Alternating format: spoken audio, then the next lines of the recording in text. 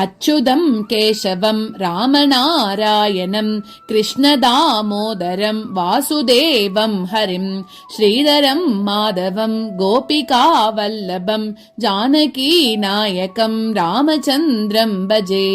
अच्युतं केशवं सत्यभामाधवं माधवं श्रीधरं राधिकाराधितम् इन्दिरामन्दिरं चेतसा सुन्दरं देवकी नन्दनं नन्दजं सन्तते।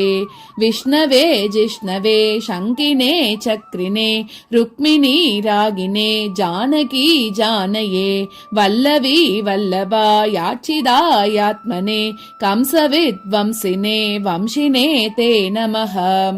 कृष्ण गोविन्द हे रामनारायण श्रीपते वासुदेवाजित श्रीनिधे अच्युतानन्द हे माधवादोक्षज द्वारकानायक द्रौपदी रक्षक राक्षसशोभित सीतया शोभितो दण्डकारण्यभू पुण्यदाकारणः लक्ष्मणेनान्वितो वानरैर्सेवितो अगस्त्य सम्पूजितो राघवः पातु माम्। धेनुगारिष्टकानिष्टकृद्वेषिणां केशिहा कंसहृत् वंशिका वादकः पूतना गोपकः सूरजा केलनो बालगोपालकः पातु मां सर्वथा।